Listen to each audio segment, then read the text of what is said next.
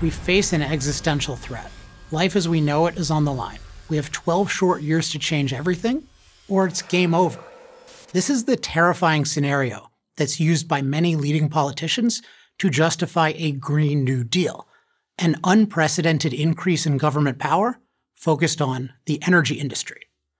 The core idea of a Green New Deal is that government should rapidly prohibit the use of fossil fuel energy and impose 100% renewable energy, mostly solar and wind.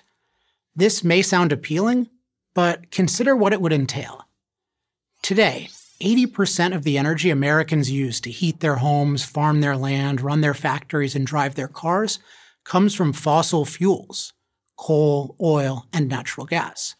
Only 3.4% comes from solar and wind, despite decades of government subsidies and mandates to encourage their use.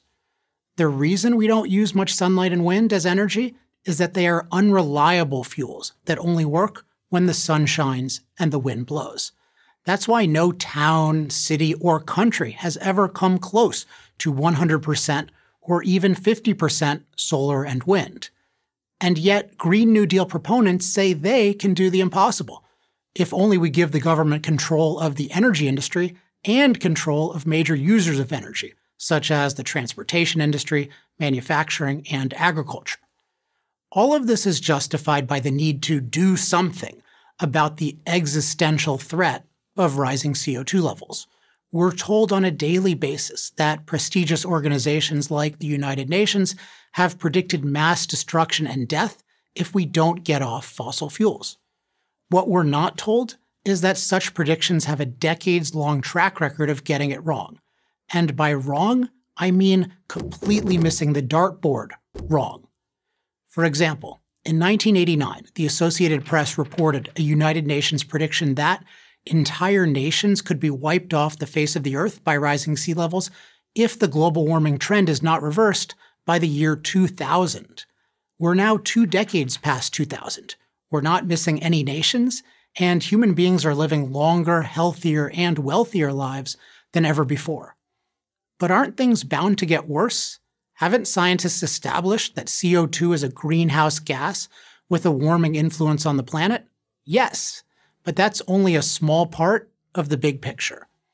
Although CO2 causes some warming, it's much less significant than we've been told. Since we started using significant amounts of fossil fuels in the middle of the 19th century, we've increased the percentage of CO2 in the atmosphere from 0.03% to 0.04%, which correlates with an average temperature increase of about 2 degrees Fahrenheit. It also correlates with significant global greening, because CO2 is plant food. All of this is far from unprecedented territory for our planet, which has existed with at least 10 times today's CO2 levels and a 25-degree warmer average temperature. What is truly unprecedented, though, is how safe we are from climate. The International Disaster Database, a nonpartisan organization that tracks deaths from climate-related causes, such as extreme heat, floods, storms, and drought, shows that such deaths have been plummeting as CO2 emissions have been rising. How is this possible?